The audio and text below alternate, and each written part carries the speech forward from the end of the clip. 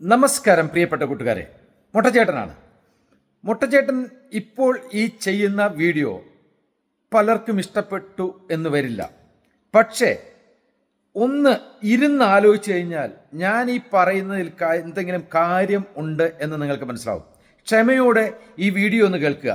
ഈ വീഡിയോ എവിടുന്ന് കിട്ടിയെന്നും കൂടെ പറയാം.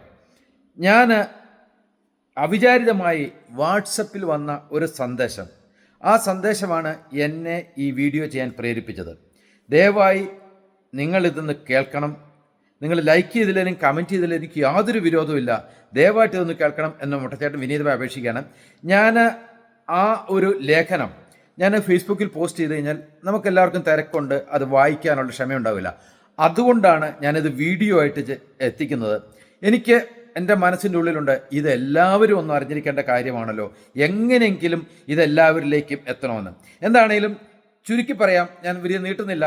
ഞാൻ ഈ ലേഖനം നിങ്ങൾക്കായി ഇവിടെ സമർപ്പിക്കുന്നു. ഞാനിത് വായിക്കാം. ഒരു പുരുഷൻ ഒരിക്കലും ഒരു കോംപ്രമൈസിന് തയ്യാറാകാത്തത് എപ്പോഴാണെന്നറിയാമോ? ഡ്രൈവിങ്ങിൽ, റോഡിൽ. ഒരു പുരുഷൻ്റെ ഈഗോ ഏറ്റവും പെട്ടെന്ന് ഹേർട്ട് ആകുന്നത് എപ്പോഴാണെന്നറിയാമോ? ഡ്രൈവിങ്ങിൽ, റോഡിൽ. നിമിഷ നേരം കൊണ്ട് ഒരു പുരുഷൻ ഒരു കുറ്റവാളിയായി മാറുന്നത് എപ്പോഴാണെന്നറിയാമോ? ഡ്രൈവിങ്ങിൽ, റോഡിൽ. ഞാനടക്കമുള്ള ഇത് വായിക്കുന്ന അല്ലെങ്കിൽ ഇത് കേൾക്കുന്ന ഓരോ പുരുഷനും ഒട്ടും സഹിഷ്ണുത കാണിക്കാത്ത സമയം അത് ഡ്രൈവ് ചെയ്യുമ്പോഴാണ്. മടി കൂടാതെ ഒന്ന് സ്വയം വിലയിരുത്തി നോക്കാം. ഇതിനിടയ്ക്ക് ഞാനൊന്ന് പറഞ്ഞോട്ടെ, സ്ത്രീകളെ പറ്റിയല്ല ഈ ലേഖനം പറഞ്ഞിരിക്കുന്നത്, പുരുഷന്മാരെ പറ്റിയാണ്. എന്നാൽ കമ്പയർ ടു പുരുഷന്മാർ വെച്ച് നോക്കുമ്പോൾ സ്ത്രീകളാണ് കുറച്ചുകൂടെ ശ്രദ്ധ ഇക്കാര്യത്തിലുള്ളത് എന്നാണ് എനിക്ക് തോന്നുന്നത്. അത് പിന്നീട് പറയാം.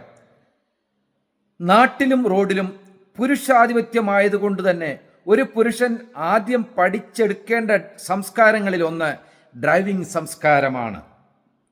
ഡ്രൈവിങ്ങിലോ വാഹനങ്ങളുമായി ബന്ധപ്പെട്ട തർക്കങ്ങളിലോ എപ്പോഴെങ്കിലും ഒരല്പം അഹങ്കാരം കാണിക്കാത്തവർ ഇത് കേട്ടിട്ട് എന്നെ കല്ലെറിയട്ടെ.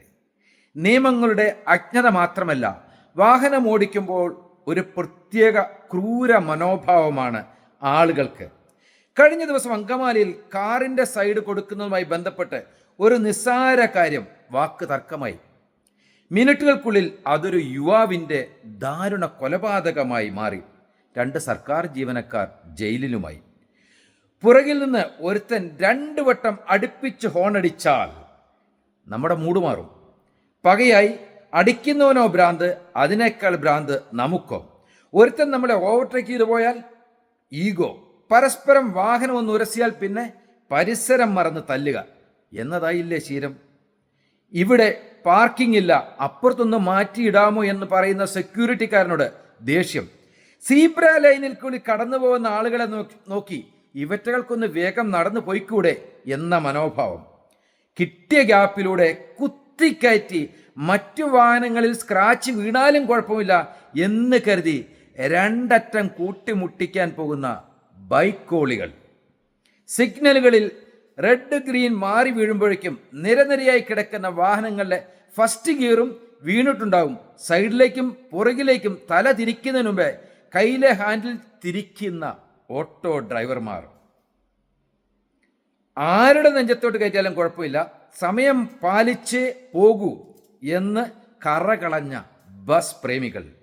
രാത്രിയിൽ അങ്ങനെ ഇപ്പം ഹെഡ്ലൈറ്റ് ഡിം ചെയ്യേണ്ട, അവൻ എങ്ങനെയെങ്കിലും കടന്നു പൊയ്ക്കോളും എന്ന മനോഭാവമുള്ള ലോറികൾ.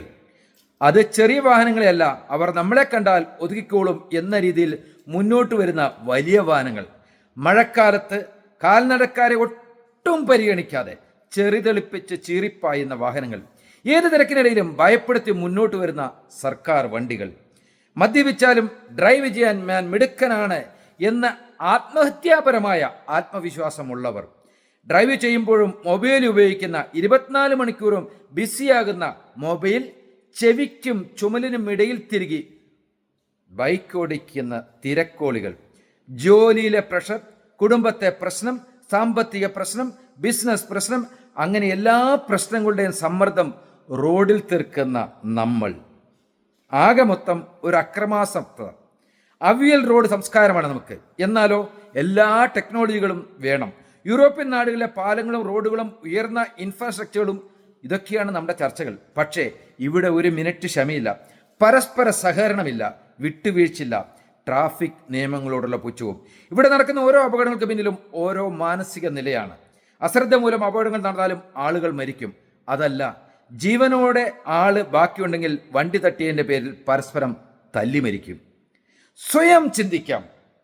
ഇതിലെവിടെയെങ്കിലുമൊക്കെ നിങ്ങളും ഞാനും ഉണ്ടാവും. കഴിയുമെങ്കിൽ മാറുക, വേണ്ട മാറാൻ ശ്രമിക്കുകയെങ്കിലും ചെയ്യുക. അങ്ങനെ മലയാളികളായ നമുക്ക് ഒരു പുതിയ ട്രാഫിക് സംസ്കാരം നമ്മുടെ നന്മയ്ക്കായി വളർത്തിയെടുക്കാം. ഈ ലേഖനം എഴുതിയത് അൻസാർ ചെമ്മാട് എന്ന് പറയുന്ന വ്യക്തിയാണ്. ലേഖനം ഇവിടെ അവസാനിക്കുകയാണ്.